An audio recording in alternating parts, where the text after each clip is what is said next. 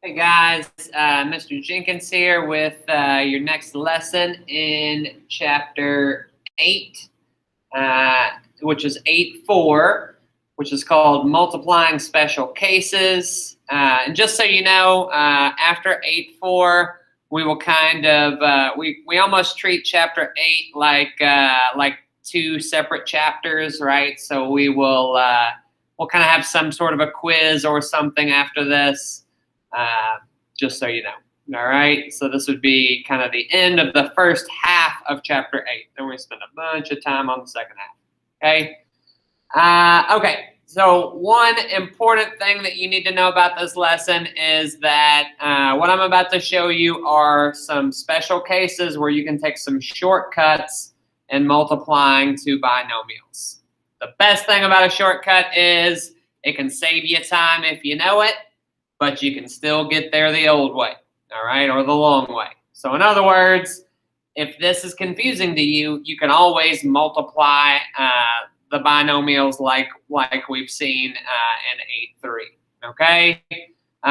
So our learning target, our official learning target is we want to be able to find the square of a binomial. So if I have like x plus 2 squared or something, and the product of a sum or difference. So we'll go over what those things mean as we get into the lesson.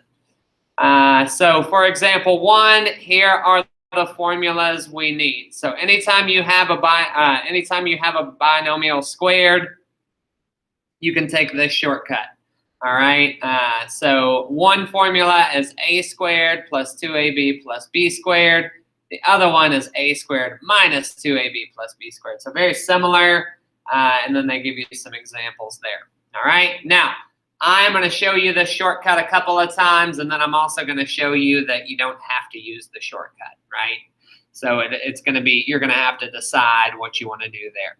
All right, so the first thing we want to do is figure out what formula are we going to use. All right, so this plus sign right here tells me that on this one we're going to use this formula. All right, so we're going to use the a squared plus 2ab plus b squared. All right, so then what's A, what's B? A is your first term, B is your second term. It's as simple as that. So A in this one is x, and B in this one is 8. Okay, and then we just simply substitute in. So that's going to give me x squared plus 2 times AB, so that would be 8x in this case, plus b squared, so that'd be 8 squared. Then we simplify, so x squared is just written as x squared. This would give me 16x, so plus 16x. Sorry about that. And then plus 8 squared, so plus 64. X squared plus 16x plus 64, right? And if you think back to lesson 8.3, this is typically what we end up with. If we take a binomial times a binomial, we typically end up with a quadratic 1, 2, 3 trinomial. Okay, so let's just do one more, and then we'll move ahead. Okay, so on this one we have a minus sign, so we're going to use this formula right here, where a is equal to 2m and b is equal to 3. Okay. So we're going to sub that into a squared minus 2ab. That's the only difference, the minus sign, and then plus b squared. So when we sub in, we'll have 2m squared minus 2 times a times b. So this times this would give me 6m. And then plus b squared, so that'd be plus 3 squared. Then we simplify, 2m squared is equal to, or the quantity 2m squared is equal to 4m squared. This gives me minus 12m. And then the last term is plus 9. Now, You might be thinking to yourself, well, that's a lot to remember, all those formulas and stuff. Here's the good news, right? Let's say, and this is what I kind of alluded to at the beginning, let's say that we forget the shortcut. Worst comes to worst, you can always do this. So again, let's say we're taking the test. We don't remember this formula. We remember there is a formula, but we don't remember it. You can always do this. You can always say, all right, if it's x plus 8 squared, here's what people want to tend to do. They tend to want to write that as x squared plus 8 squared, which is x squared plus 64, which you can see is not correct. So here's how you can handle it if you forget the shortcuts. Rewrite it as x plus 8 times x plus 8, because that's what x plus 8 squared means. And then just multiply it out, right? Distribute your x. So we get x squared plus 8x. Then distribute your 8, right? So we get plus 8x and plus 64. And, you know, voila. What do we end up with? X squared plus 16x plus 64, right? Which we know is the answer. So again, shortcuts are nice if you know them. The good news is that you don't have to take a shortcut to get to the correct location, okay? And I think that's important to remind you of in this lesson. I'll leave C and D for you. Of course, you can find those worked out on the filled out notes. Moving along, so an application problem. I know sometimes these can be a little bit hard to read, but it says a square outdoor patio is surrounded by a brick walkway as shown. What is the area of the walkway? All right, so this would be kind of like a find the shaded area problem. So the walkway would be this part right here, right? All of that.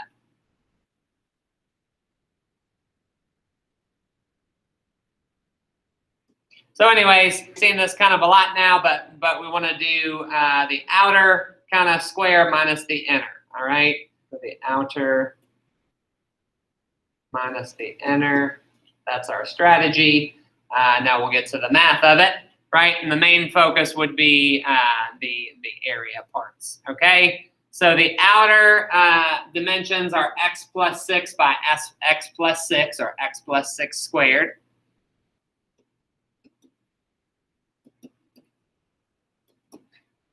So x plus 6 squared. Since this is the shortcut lesson, I'll use the shortcut. So this would be a squared plus 2ab plus b squared. So a squared is equal to x squared plus 2 times a times b. So that would give me overall 12x. And then plus b squared, so that'd be plus 36. So the shortcut can save you some time if you remember it. If not, just write that out as x plus 6 times x plus 6. And my inner area looks like x by x.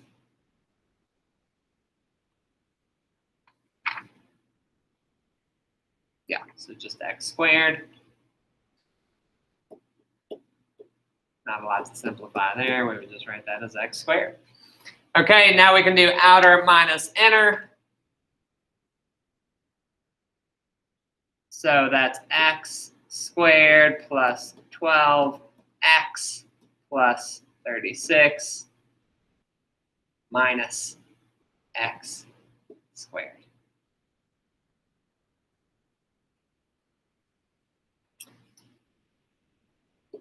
Sometimes we have to think about distributing that negative. On this one, there's only one term, so really we're just left with combining like terms. X squared minus x squared is 0. So all we're left with really then is just this part right here, 12x plus 36.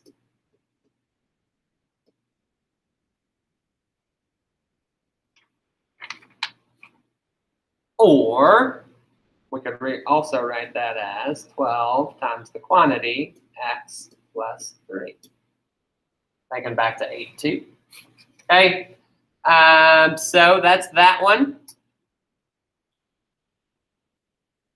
And then our last type of problem is called a sum or difference.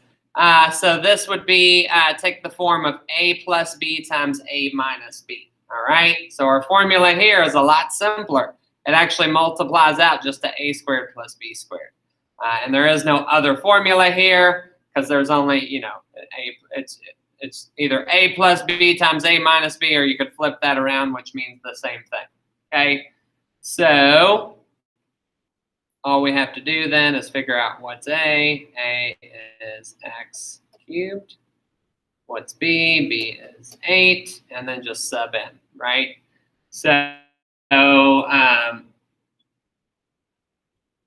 again, it's a squared minus b squared. So that's x cubed squared minus 8 squared. And then we just simplify. So x cubed squared. I don't think that we have seen this yet, but when you take a power to a power, what you do is you multiply the exponents, right? This just means x cubed times x cubed, or x to the 3 times 2. So that would give me x to the 6 minus 64. X to the 6 minus 64. All right, and then our other one, we'll do one more. So a equals x, b equals 9. And I know I can use the formula a squared plus b squared because we have a plus b times a minus b. So that's x squared minus 9 squared. And then we just simplify to get x squared minus 81. You might be thinking, well, it looks like you have to use the shortcut here because didn't Mr. Jenkins say earlier that we usually end up with a quadratic trinomial? These are both quadratic binomials. All right, so let's just finish the notes on this thought. Let's just say we forget the formula, but we're good at multiplying, so let's just multiply this out using, say, the distributive property.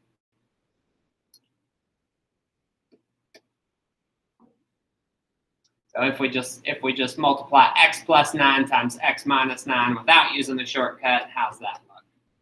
Do we really get that weird looking answer? Let's see. So x times x is x squared. X times minus 9 would be minus 9x. 9 times x would be plus 9x. And then 9 times negative 9 would be minus 81. So when we combine our like terms, negative 9x plus 9x is 0. So what are we left with?